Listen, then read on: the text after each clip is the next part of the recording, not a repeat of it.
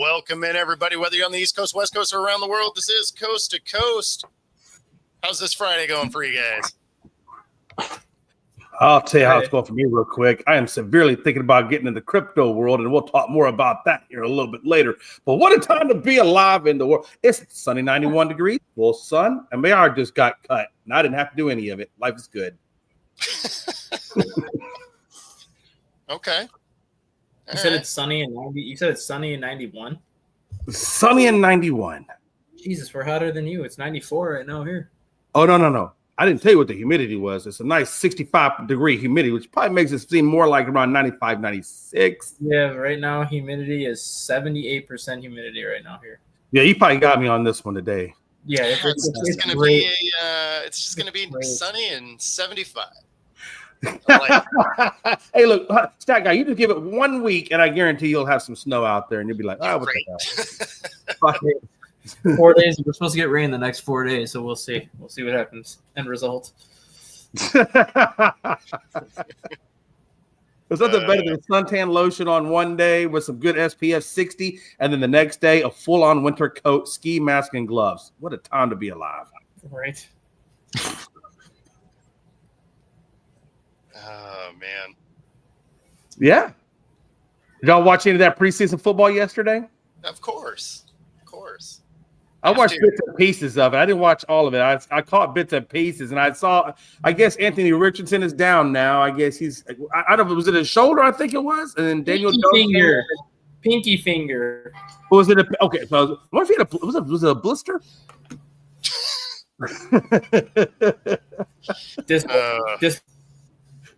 Just all those references out there today, man. Yeah.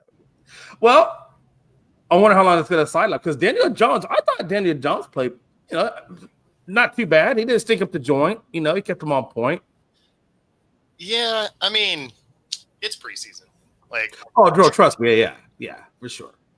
But he already has one thing on Anthony Richardson. What do you always say, Bo? The best ability is availability. It sure is. And Scott, I mean, it couldn't hurt, right? I mean, they've gone, 0-2 the last 3 years in a row. They talked to Jamar Chase, and, they're like, are you guys going to play, or should you guys play? And he's like, how did we start a couple years ago? 0-2. How did we start last year? 0-2. Sounds like we need to start. I mean, I'm not mad at it. They definitely should have. They definitely need to play this preseason. Well, there was a report that was either out on CBS or NBC Sports yesterday that said teams that play their starters in the preseason, even if it's like a limited amount of reps, but like teams that play their starters in the preseason, the injury risk in week 1 is significantly lower than the teams that don't play their starters. So I'm not going to be surprised if teams start playing more of their starters, even if it's not this week, but like in week 2 and week 3 to try to get away from that injury history that we've seen the last couple of weeks in week 1. Yeah, well, and I don't know why people are surprised about that. You're asking guys to not go 100% ever, and then do it for real for an entire game. It's stupid. I don't know.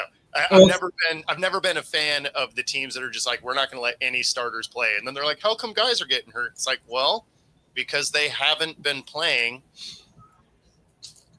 That's what the guy said in the article. He's like, this time of year, like the practices, you're about 50% intensity because you can't hit them as hard as you used to be able to hit them. You can't even hit. Yeah. The first preseason game, you're at like 60% intensity because a lot of it is still bad tackling, a lot of younger guys just trying to get on the field and make a name for themselves. And then your second preseason game, you get to be that 70-75% intensity. Week 3, you're at about 80%, and then you go from that 80 to 100% week 1. So they're like, these starters should take that into mind, and it's like you're gradually increasing the intensity every week as opposed to going 50, 50, 50, and then 100. Yeah. No, and that's the thing, right? You're just not getting the live reps, so of course guys get hurt. And it's why it's been so many soft tissue injuries. Because you're not warmed up for it yet. I mean, that's why we put off our fantasy draft until week 3 or week 4 because the fact of you don't know who's going to be injured, even if you draft them, if they do start them. Yeah, I mean, there is always that. I mean, that's fair. when I played a couple years ago, I think almost my entire team got hurt in the first couple weeks. And I think I finished the season on I finished it on my 5th quarterback, like my 6th running back. I was just like, oh yeah, this is going well. Right. Yeah. So Milrow he was okay, right? Like it's not like he was awesome. Right. But you saw things you could build on, right? So, I mean, and he was relatively efficient. I think he ran for 30, 40 yards also. Oh, Dustin's gone. Let him go get that white chair. He didn't listen to me. But anyway. Right? Yeah, so, yeah, I don't know. I'm not sold on Milrow, right? The thing that's good about him is he's not going to have to start. Right. He's 3rd on the depth chart. He'll remain 3rd on the depth chart. So, he should be all right. Hey. Yeah, I mean, again, you don't want to put a whole lot on preseason, but I will tell you this: it's a good way to see your guys start the preseason, right? They did throw an interception, or they actually did. Yeah, Locke threw one, but they're not bad. They did pretty decent, and of course, as the preseason goes along, maybe you'll get a little bit more comfortable with them. But I thought it was okay. I thought it was an okay first game. Seeing what you got. Yep. Yeah, no, like it was fine. It was fine. You guys know how I feel about ties, so that was annoying. But at the same time, I was talking to my dad last night, and he's like, if there was one that isn't terrible, it was, Pete coming back to town. He doesn't have to take an L, but he doesn't get the win either. It's like, okay, like I can kind of get into that. I'm not a fan of ties either, but if there is going to be ties, I'm okay with it happening in the preseason because they don't matter anyways. No, exactly. And it's realistically, it's a bunch of guys that aren't going to be playing on the team. So, I mean, it's whatever. Yes, Pick'em is coming back soon. In fact, I'll just pop this QR code up. That way you have it, Rob. Pick'em. There we go. If you want to play Pick'em with us, use that QR code there. It's $10 to get in. You do win money at the end of the season. It is a season-long thing, so you'll have to make sure you actually get your picks in every week, and it goes through the Super Bowl. So last week of the season, don't be like, I got it, and then you end up losing because you forget to do the rest of the picks. So the other thing that's kind of cool about it is we're going to be doing it from Crucible Brewing. That deal got finalized yesterday afternoon. So Crucible Brewing, we will do our Pick'em show live from there. They're at Crucible in Everett. So should be fun. Oh yeah, that does sound like a hell of a lot of fun though. Yeah, so I was up there yesterday, just kind of meeting with the owner, finalizing kind of what the space looks like and everything. And they have a back section of it that they're going to close off for when I do the show. And then we're going to actually watch Thursday Night Football there. But this year we're going to do it all from the same spot, rather than changing bars each week. We're going to just do it there the entire year. Oh, hell yeah. No, that's real nice. That's a nice little pickup, Bo. Yeah. Yeah, no, it'll be cool. Hey, one thing I wanted to point out though in that game, and I don't know, maybe again because he's a starter and they didn't want to hurt him or anything like that, but actually Genty, he got like 3 carries for -1. I really thought they might give him a little bit more. Oh yeah, nah. I mean, again, it's the first preseason game, so they were talking to Vrabel yesterday, and they were asking him about kind of what it is he views these preseason games as, and he's just like, these are an extension of practice because they don't really get a hit, right? So he's like, I look at the first preseason game a lot like a joint practice. So, and that's why I stopped doing Pick'em for preseason, because so many of these teams aren't really interested in winning. They're just trying to see stuff. And then you have teams like the Ravens that are like, we're trying to win preseason every year. So you never really know. So you're thinking that they're not going to put Ashton, or the reason why Ashton Genty only got 3 carries was they wanted to see what the other running backs had more than what Genty had, and they probably increased Genty's role as time goes along. Because if he was a veteran or something like that, okay, I get it. Okay, this dude's been here, we know what he is. This, that, and that. But with Ashton Genty, yeah, he's shown a lot in college, but you really don't know how that translates into NFL. So I almost kind of like wonder, like, why would you not want to really see more from him to see what you got? So the reason for that is he's made this team, right? Like he's on the roster. He was a high enough draft pick. He's going to be on this roster. So you do want to see the other talent you have, because they don't have the same rules that they used to, where you had to cut your roster down progressively, right? Yeah. Now they get to wait until the end of the 3rd preseason game to make their cuts. And right, since you already know this guy is going to make it, right? On your 53-man roster, about 40 to 45 of them are pretty much locked in already, right? Mm-hmm. So those last 8 or so pieces, you have 40 guys trying to fight for. So you don't need to see a ton of work from the guys you know are going to be on the roster, because you still have to make these cuts. In fact, after this first weekend, even though they're not required to, you're going to see guys getting cut off these rosters. Yeah. Right. So that's why you don't see a ton of work out of guys that were high draft picks. It's like, okay, you guys are on the team. You're going to get playing time this preseason. Week 1 isn't generally it. They want to get their preliminary cuts done. It's why, even when they have starters, it's usually like a series, maybe. Right. So, now, do you think that maybe by like the last 2 preseason games that Ash they would want to rest or ramp up Ashton a little bit just to get him some game time experience? Even though I know he's going to be on the roster, but it seems like they want to give him a little bit of game experience before they just throw him into week 1 and like, okay, here it is, let's go. And he'll get it. I would bet week 2, week 3, his carry count goes up. Mm-hmm. Right. And yeah, Vrabel is that guy. He is that guy that is that old school style coach that's like, yeah, if you're a starter, you're going to play, right? Because we want to make sure you're good to go. And I agree with that. Like, that's why for that style, I'm not a big fan of, we have our starters and they're just going to have to go do it live week 1. I do not like that approach. That's why I'm giving JJ McCarthy a ton of credit for this week. Because Kevin O'Connell basically said, like, this week, none of the starters are going to play. Like, this week, He was going to use, like, a lot of his 2nd and 3rd stringers this week, and then you would start to see the starters in week 2 and week 3. J.J. McCarthy went up to Kevin O'Connell and said, I missed all of last season. I need the reps. I will go in the first 2 series, maybe even the first quarter. So McCarthy's pretty much going to be the only Viking starter on offense that's playing tomorrow against the Texans. I'm not mad at that. I mean, if you're him, you want the reps.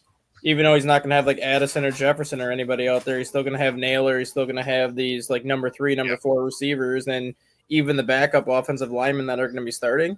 One of the backups started 8 games last year when Darisaw went down. There's another backup there that's battling for the starting left guard spot, so it's not like he's going to have all reserves in front of him either. No, but I mean, you guys are already kind of in a rough spot, though.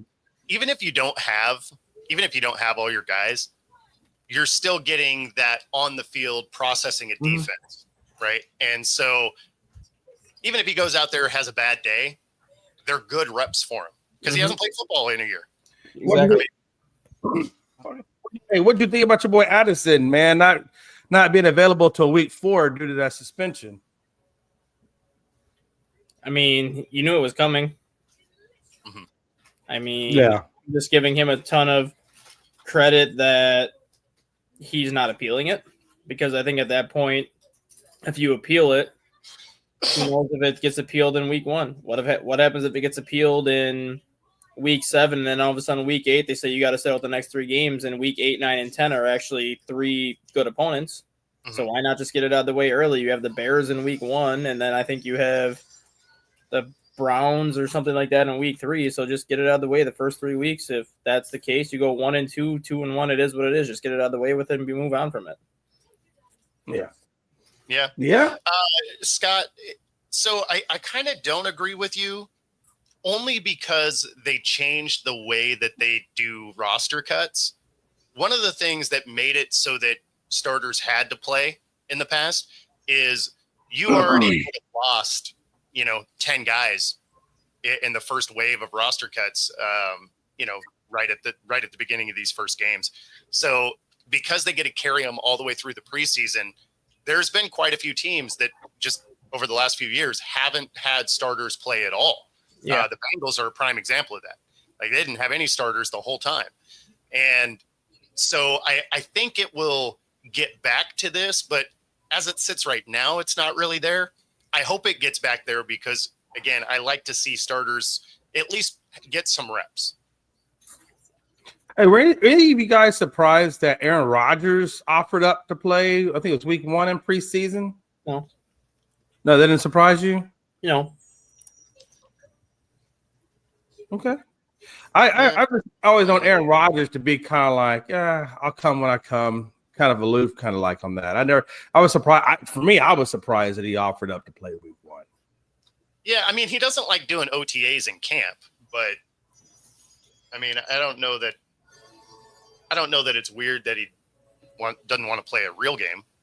Plus, he's only going to play a couple of minutes. I mean, it's not. Could play like one series, maybe two, depending on how quick the first series is. Right. Like if it's a 7-play drive on a series and they end up getting a field goal out of it, well, then that's probably the only series he gets. Versus if it's like a quick 3-and-out, well, then he probably comes back in for one more series and tries to at least get some sort of something moving offensively. Yeah. I thought it was interesting that I saw the other day that Micah Parsons said his back was stiffening up, so he didn't play in practice or do anything. And now Jerry's saying his week 1 status is questionable. I wonder how much of that is actually really true about a back being an issue, or if that's just a contract thing. I mean, that is a really smart way to hold out without holding out, right? You're like, I have stiffness.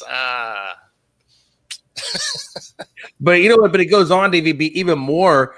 I think Jerry, I think Pags was maybe being kind of right, where he fully said the Cowboys are probably going to implode at some point, if not this season, maybe next, because now Dak Prescott has come out and said he's not going to renegotiate his deal unless his agent is present. And I got to think now that's going to be a running trend probably in the Cowboys organization. And I think Jerry, if he wants to have any kind of success, he's going to have to change the ways he does business. And we all know that probably won't happen. So I fully expect to see a serious implosion at some point. And I do think Dak Prescott's delusional, too, if you kind of heard his other comments about Micah Parsons yesterday. Oh, I didn't catch all of that. What did this you is the rest of the league watching you guys implode. So basically, Dak. I think it might be the bigger box, but okay. So basically, Dak Prescott said, like, I understand that people are concerned of like what's happening with Micah Parsons. He's like, but I was in the same position not that long ago, and I was patient and got my deal. He's like, I have faith in Jerry Jones that he's going to do the right thing and get a deal done. I have faith that if Parsons is just patient and puts this contract dispute behind him, that he can get a deal. Yeah, with Jerry, nothing surprises me. I used to get surprised a little bit with Jerry and with the things that he would do, but now nothing surprises me anymore. And I don't understand where his logical thinking is in terms of business, where you think that, you're just going to negotiate with the player and not the agent. I mean, that's the reason why these players pay their agent. They pay them money to talk to you. So it's like if you're only going to talk to me and not talk to my agent, well, why the fuck am I paying my agent? Well, and he doesn't want you to. Yeah, of course. And that's why it's like, nothing really ever. This actually does kind of surprise me now. I kind of thought, the fact that it's coming up now, I don't know if this is something that Jerry's always done, because I've never really heard about it up until this point. So I don't know if this is something he's just now doing, but it's definitely not good. And Steven's got to step in and say, Pop, you're going to have to talk to the agent. That's the way it works in the NFL. You got to talk to the agent. Yeah. No, and gone. Like a little magician today. Boop, boop. This is actually super fitting for his last show. Just be randomly disappearing. Give you random teasers. Right. And Chad, he's not going to play much, but I would bet that he wants just a series, just to try and make sure his timing is good with his guys and stuff like that. Like you at least want a little bit of work. At least you should want it, right? I mean, not all the guys do, but I don't know. I'm a fan of getting on the field. Yeah, me too. Yeah, me too. But I don't know. It's I just, the more I'm watching this unfold in Cowboy land, the more and more Pags talking about implosions in Cowboys seems more realistic. No, I mean, it's definitely going to be a thing. Yeah, especially because Jerry continues to handle stuff in the weirdest way possible. So yeah, it's definitely something that is going to be enjoyable. Let me ask you a question. If the Cowboys do wind up indeed imploding, it's that like, damn. But no, seriously, bro. I'm curious if the Cowboys do what we all think they're going to do, which is implode. Yeah. Do you think that implosion then is going to cause maybe Steven or somebody else to take over and try to fix this? Or do you think that we're going to go through this implosion and Jerry's going to come out still being the owner and we're just going to have to suck it up and deal with it? Door number two. And what is the prize we have for you? 6 wins. No, the problem is when you listen to Steven talk, he says the exact same kind of stuff. So having Jerry out of there may not matter if Steven comes in as basically the same guy. You listen to when he was talking about some of the Micah Parsons stuff. He was headed down the same road as far as just kind of throwing him under the bus in the pressers. So I don't have a lot of faith in where you guys are headed, except for it'll be funny. Well, let me ask you this, and by the way, it's only funny for a select few. Not everybody finds it funny, Bo. Literally every other fan base finds it funny. I'm sure. No, seriously though, I understand what you're saying about Steven, as Jerry said, we are all, yeah, you're definitely all. No, but my question is, I understand Steven is saying those things, but I wonder if Steven is saying those things to appease his dad. So his dad doesn't kick him out and say, okay, hey, you're out of here. But I wonder how much of that is really what he believes and how much of that is just there to appease his dad. And then maybe when his dad is gone, then he can actually do what the hell he wants. I just wonder if he's appeasing his dad with the things he's saying, or if that's really how he feels. Well, I mean, he was raised in this environment. So there's a pretty good chance that he is on that similar line of thinking. Now, as Cowboy fans, I would imagine you guys hope that he's not that guy. But I can imagine. You know what's actually going to happen is he's going to have the worst of both sides. He's not going to be able to get talent in, and then he's also going to say dumb stuff.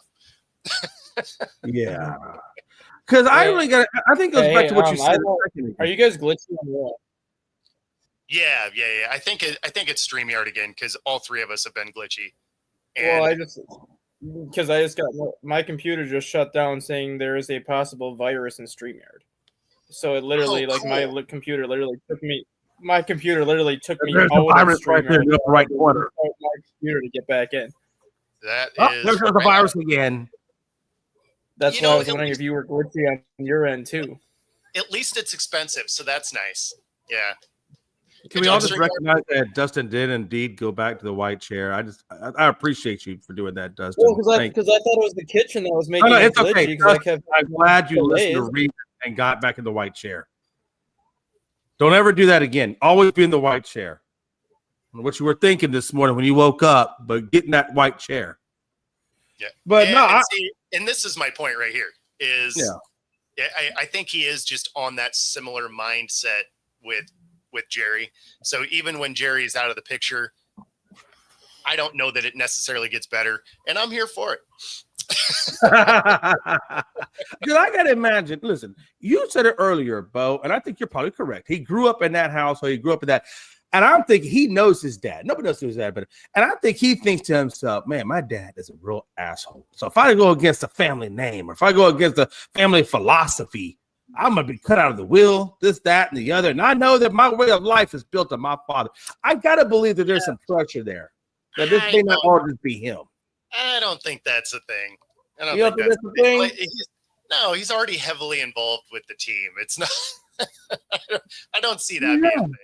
I don't know. I think that that revenge game or that dirty way of thinking goes deep in hand in that Jones lineage. That I wouldn't be surprised if those kids were scared. Allegedly, do not sue our show. Yeah, we're allegedly. And again, I'm just thinking. I'm not speaking factual. I could be wrong. Yes. I don't think I am though, but I could be. Brought to you by Reynolds Wrap. Oh man, well, like you said, it should be interesting to see what goes down within the next year or two. That might be interesting to see what goes down in the next 5 months. Yeah. Well, we do have could be an interesting game today. We have the Browns and the Panthers. Shador gets the start. Everybody's making a lot of big deal about it. It is a good opportunity for him, no question. He'll need to capitalize on it because, they did go and get Huntley. They have their 2 guys that are injured, but I mean, neither one of those injuries are season-ending or anything. They're hamstring injuries. They'll be back by the first week. So this is really his shot to show out, try and move up the roster, or make his stock high enough that another team wants to come get him. So, I mean, this is going to be a big opportunity for Shador. He's going to get basically the start all 3 games. So, well, I thought I heard that Gabriel was getting to start week 2. Oh, is he going to be back? I thought it was going to be week 2 or 3. Because I thought today was Sanders gets the start, and then Huntley gets most of the second quarter / second half reps. Okay. Next week, I thought it was Huntley or Gabriel getting the start, with Sanders then getting most of the second quarter, second half reps, and then game 3, I thought Gabriel was getting the start if he was healthy. I think the Browns are just kind of switching off who's getting the starts just so Sanders, Huntley, and Gabriel can each at least get some reps with the first team, and then just kind of see how they command the offense after that. So Gabriel's had first team reps anyway. Yeah. So not in game that really hasn't been that big of a deal. But and Scott, it's funny because when you say it like this, showcasing Shador for a different team, you might be right. But the biggest thing about that is if he plays well, then do you want to get rid of him?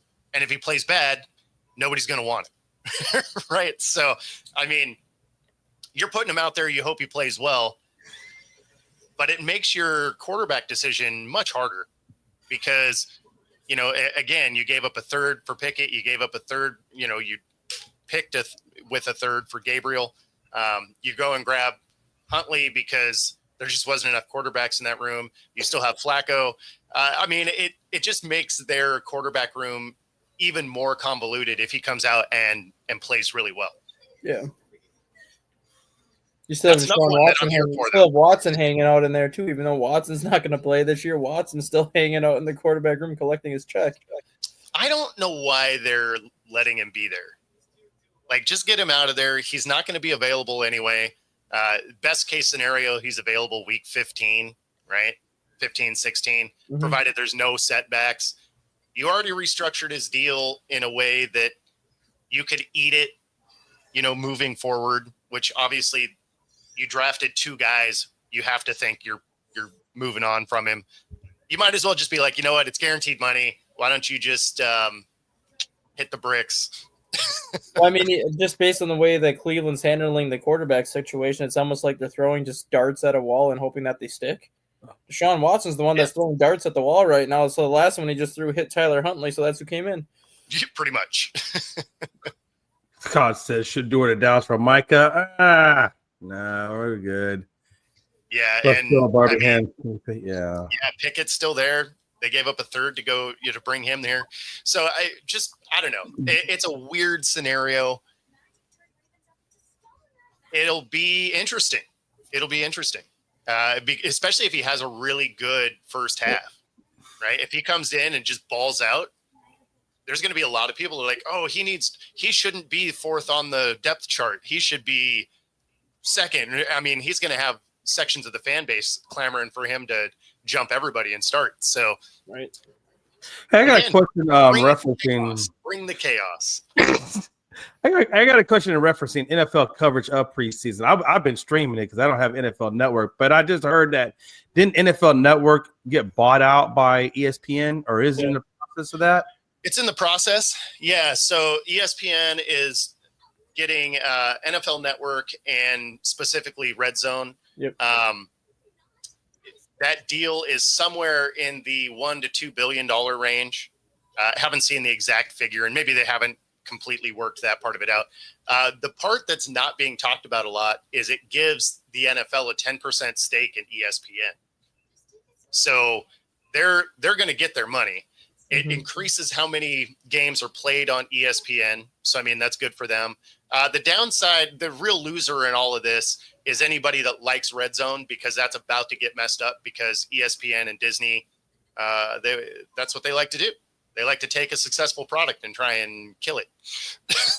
But does that mean if I have the ESPN app, like, for example, so I have ESPN. If I download the ESPN app, I think it's free for me, or for anybody else who has ESPN, you can get the ESPN app for free. Does that mean now that on the ESPN app you can catch those preseason games now, or is that something that they're still working on? No, it'll be their streaming. It'll be their streaming package. So, yeah, for ESPN Plus, and then if you have like the Disney Plus bundle, then you'll be able to. So ESPN Plus will be how you can get like the preseason games.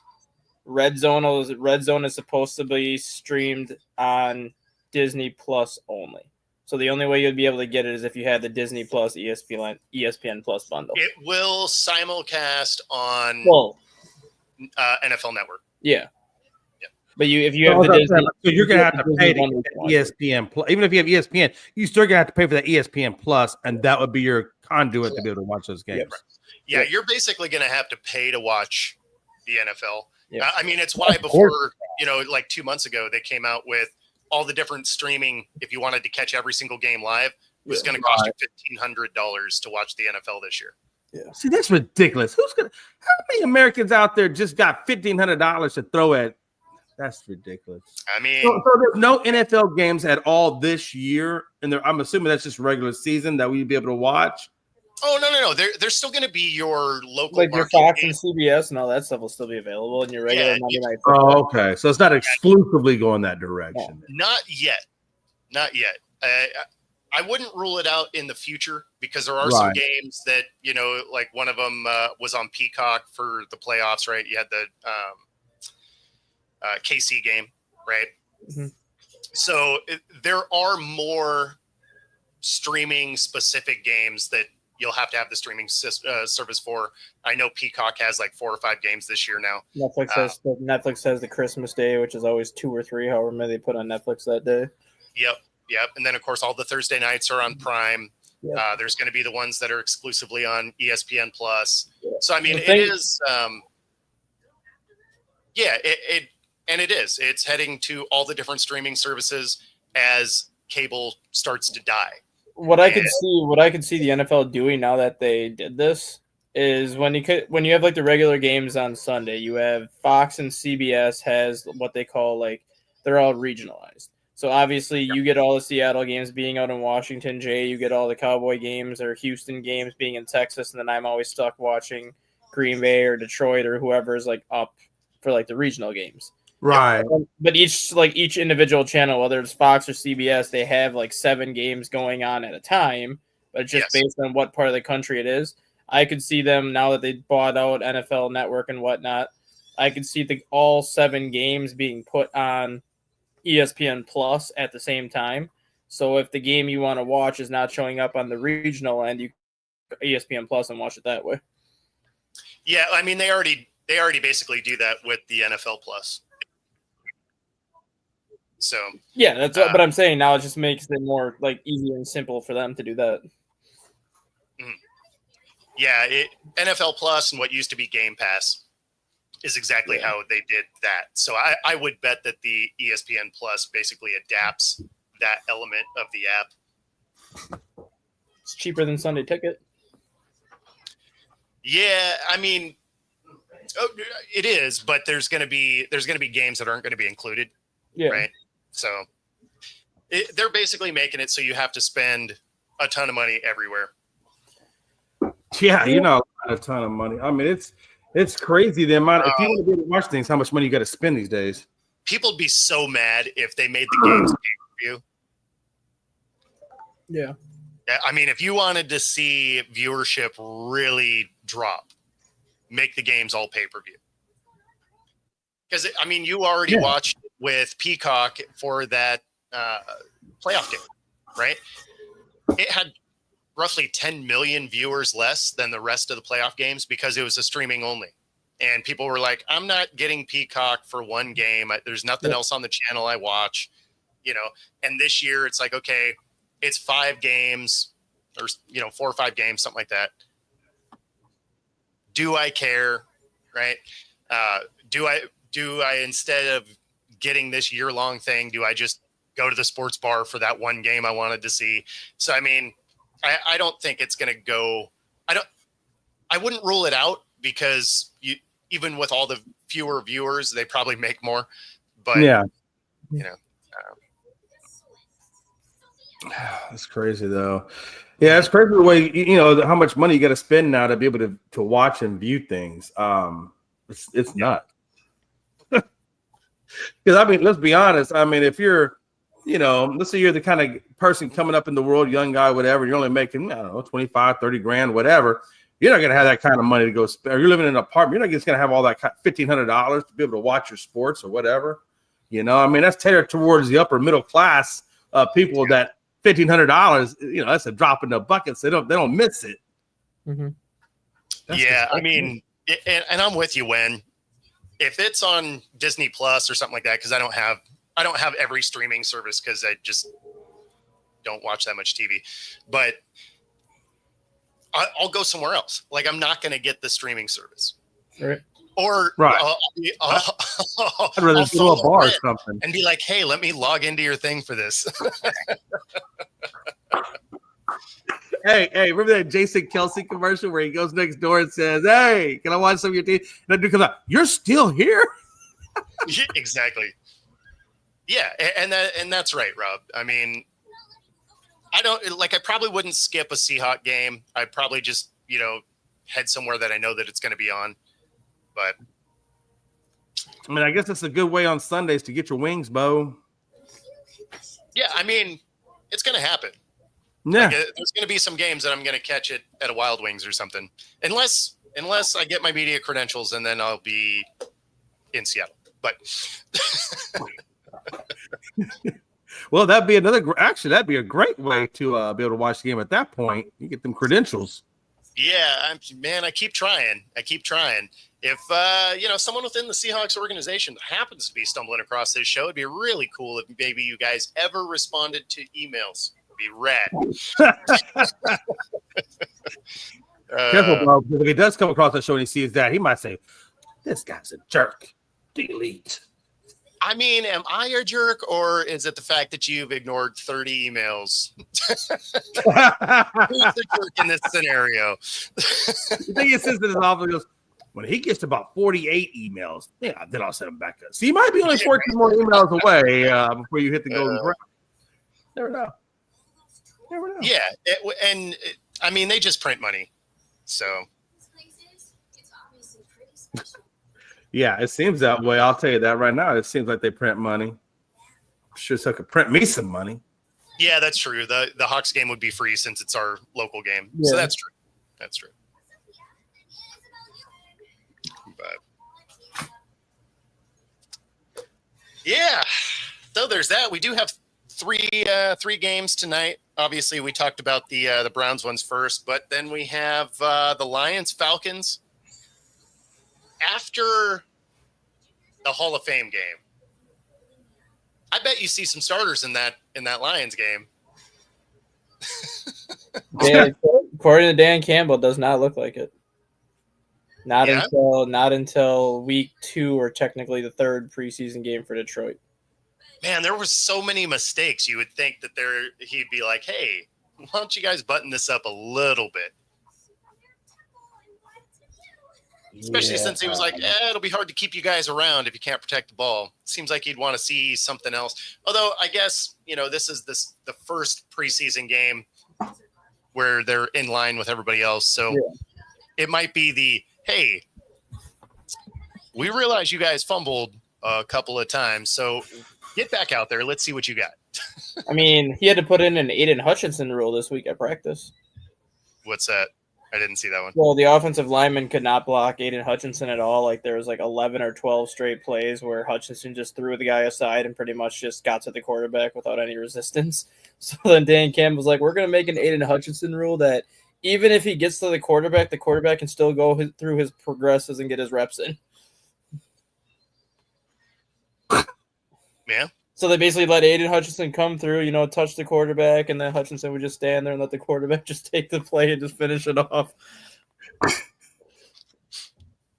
I feel like there's a Jimmy McGinty. Red means stop. Yeah, right. That's just not a good look for the Forget what I told you. Get the guy in the red. The hold-ins I don't mind. Especially when you think about it for teams like the Bengals, right? Because they're not a team that will forgive fines. The Bengals have kind of shown if you get fines within their organization, you're going to pay them. So you would hold in because you don't want to get those fines. So, I mean, I think some of that is just smart. Protect your money. Like, you're already in a money dispute. Protect your money. Yeah. Yeah. PSU guy, the PSU. I don't know.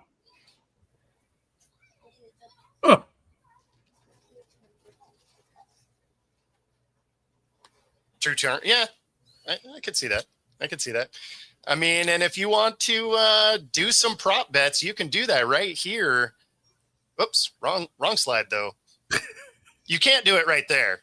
You definitely can't do it there, but you can do it. Maybe. Our producer. Do it here, though.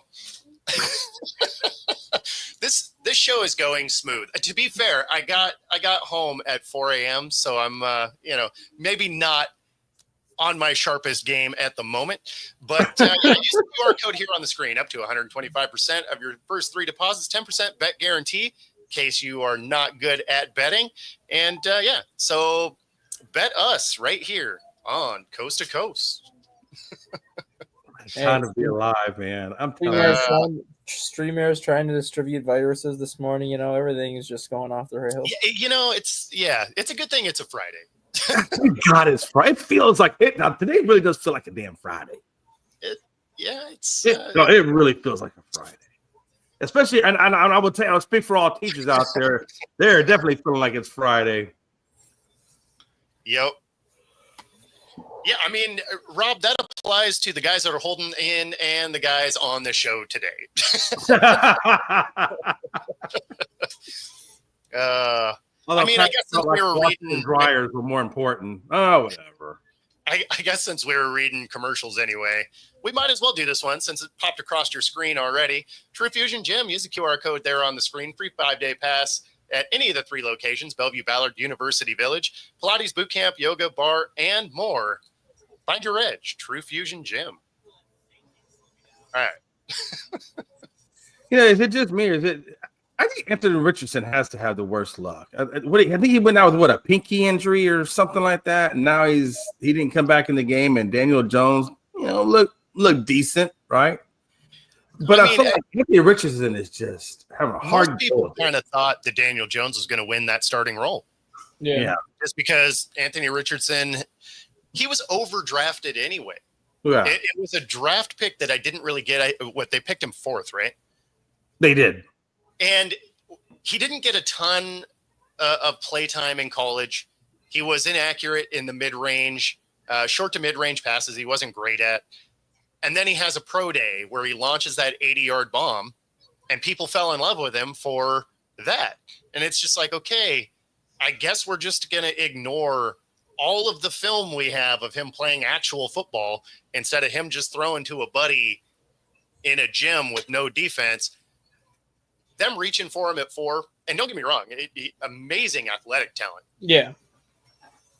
But there wasn't enough there for me, if I was a GM, to have wanted to draft him at 4. Like, it just didn't make sense to me. I was thinking he was a 3rd-round pick. And so for him to go 4th overall, great for him. Hey, get that payday. But I was surprised by it. You have Daniel Jones in there now. This is gonna feel weird coming out of my face, but he makes better decisions. And so,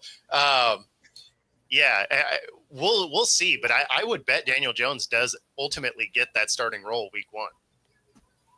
Yeah, absolutely. I just thought it was interesting. I just felt like from an availability standpoint, Richardson has had a really rough go of it.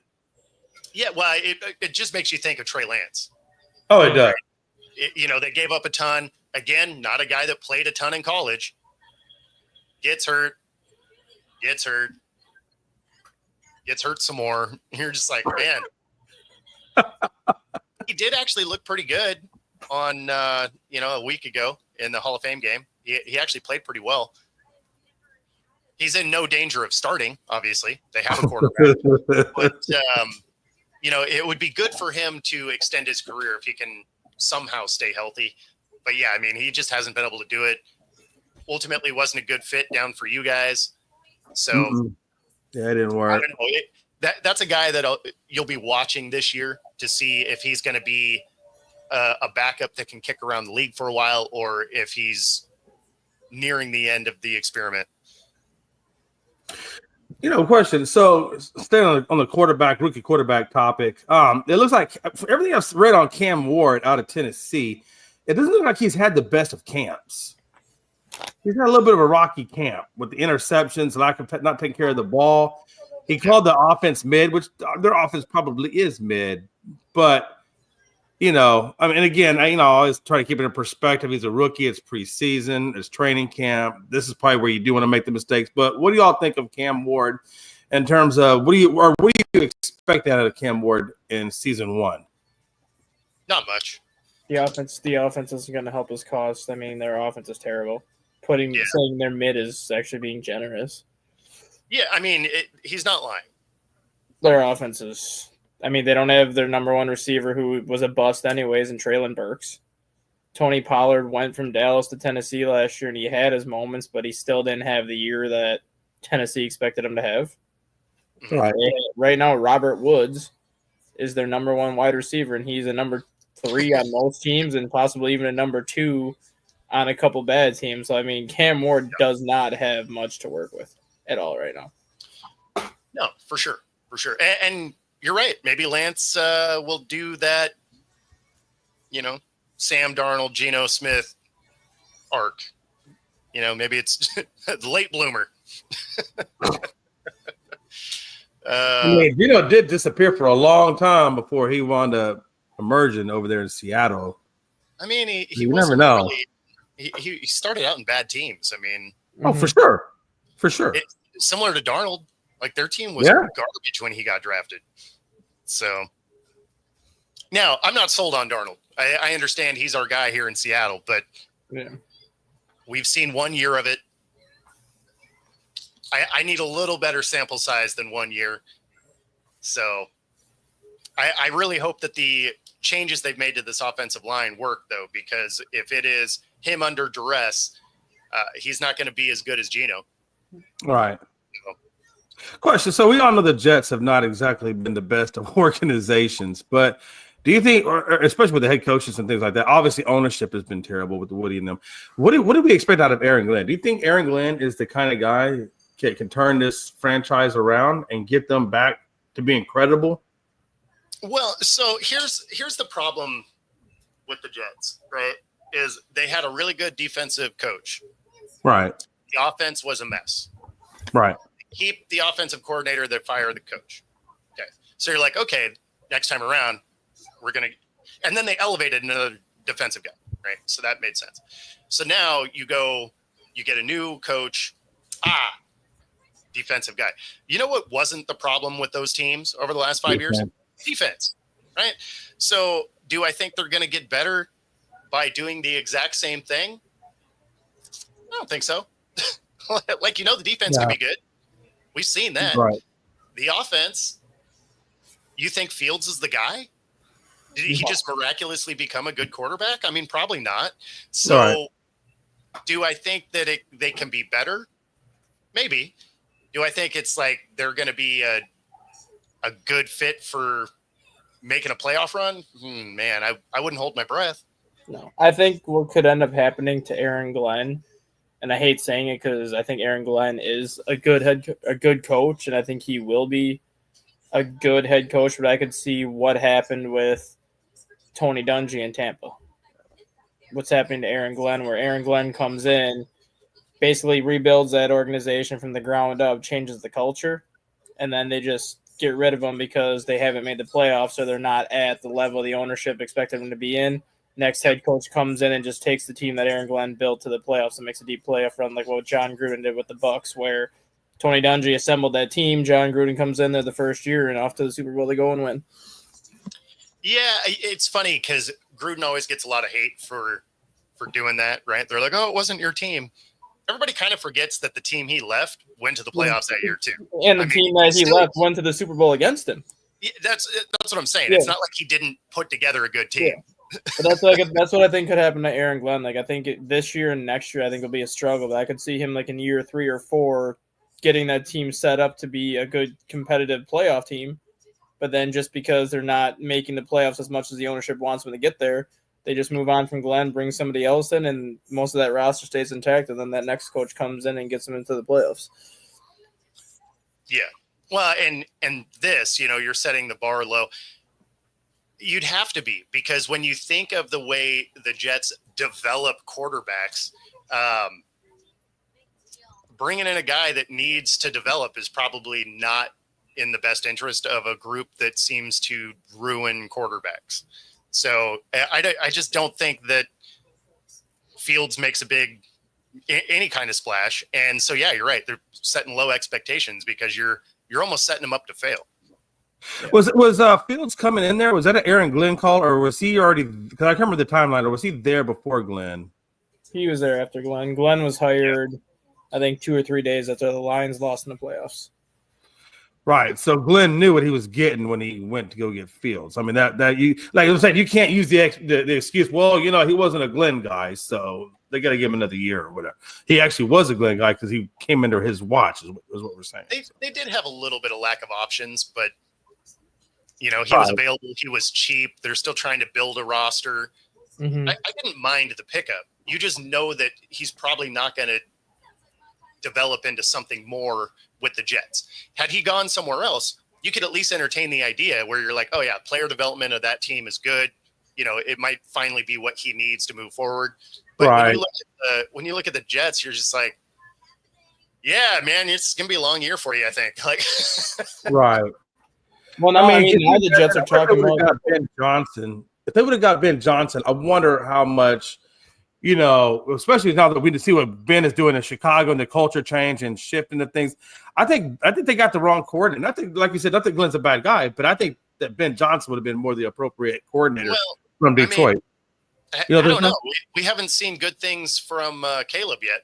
That's the thing. Well, Ben Johnson made it clear that he was only going to go somewhere that had a young quarterback and a young quarterback that had multiple years of his contract left where he could build a system around him. The Jets did not have a young quarterback because Aaron Rodgers was there. Their only young quarterback on the roster, Jordan Travis, just retired. So they didn't have a young quarterback that was under contract for several years. That's why pretty much everyone said that Ben Johnson was going to go to the Bears or nobody. Because of all the teams that had a head coach opening this year, the Bears were the only one that had a young quarterback with multiple years under control. Real quick, obviously we were talking Caleb Williams a minute ago. I know this is a way too early prediction, but I'd like to get you guys' prediction on what you think that Caleb Williams is going to be? Do you think he's going to be a bust, or do you think he's going to be a success in the NFL? I think he will probably be a backup. He has tools to be good. It's just how much is he going to get in his own way? Yes. I mean, so when you look at the skill set, he could absolutely be a good quarterback. He could be a starter in this league, no question. But when you look at the things that he does, then, even when he was throwing into the net a couple days ago and, couldn't hit any of the marks, and then the last one missed the net altogether on a 10-yard throw, he comes out frustrated, pouting, and it's just like, that's not really something you want to see out of your leader. And, it's also not like he's a rookie right now, right? Mm-hmm. He's got a year. So you want to see more development on that end of his game that we haven't seen yet. And when you're playing bad enough that your new coach basically yanks your first team off the field because you guys can't figure out how to get set, that again that hinges on your quarterback. So there's a lot of things that kind of make you pause a little bit with Caleb as far as being a great quarterback in this league. But do I think he could be good, effective? Sure. Yeah. But it's the mental aspect of his game that needs to have the biggest improvement. Yeah. Yeah, I agree. And I think for a guy like for Shedeur, who kind of had that kind of cocky, not cocky, but that attitude, right, of everything. I kind of like the fact that he's, went in the fifth, went to Cleveland, working his way up, because I think that was a huge thing that's going to be beneficial down the road, I think, in his career. Sure. Yeah. I mean, occasionally everybody needs those humbling moments, right? And, this may have been the thing that helps his career along, right? I mean, because once he got drafted, he got in there and he got to work. Like, you haven't heard a lot from him. Right. The biggest story about him is he got hit for a couple of, speeding tickets. Outside of that, you haven't heard anything. You haven't seen him out here, doing the I'm legendary. You're not seeing any of that stuff. He's just in there working. And that's what you want out of your rookies, right? Get in the building, work hard, earn your spot. So, I'm not mad at it. I hope he does have success, especially because it makes their whole situation worse and funny. I just like the fact that he told his pops, "Hey, don't come here. I got this. Let me do what I got to do." I think to me it showed a lot of that he really is focused. That he really is, trying to put all that he has into this and not be distracted by attention things, not trying to be a attention getter, and just doing what he needs to do, and which is focusing on improving his craft. I like that out of short. That really gave me a little bit different perspective than what I had him going before he went to the Browns. Yeah, no, it's going to be a fun path to watch because again, he is actually really good at deciphering a defense. He just doesn't necessarily. He's not the most athletic guy. He doesn't have the biggest arm ever, but he does make smart plays, right? So that'll be interesting to see now against mostly NFL guys. Right. But that's very reminiscent to Brady, because Brady had a great IQ, wasn't the most athletic guy, wasn't the strongest arm, a lot of dink and dunk passes. I mean, I think Shedeur can be successful just the way he is. Brady did it. I think he can do it, and I think he's got the right, at least it seems like he has the right mindset and right approach to it. Yeah, well, and that's the thing, is he's not afraid to work. And so that's what keeps you in the league. You always hear about guys who are like, oh, I made it because they got drafted. And it's like, no, that's day one. Like you're actually not even really on a roster yet. So once you get drafted, that's just getting your foot in the door. Now the work begins. And so at least he's embraced that end of it. So that'll be fun to watch. We'll get to see him for the first time later today. That being said, we're at the top of the hour. If you are watching on YouTube, we're glad that you hung with us. And everyone else watching, be sure to like and subscribe. It does help us bring our content to you. Other than that, enjoy the games today. Enjoy your weekend. We'll see y'all on Monday.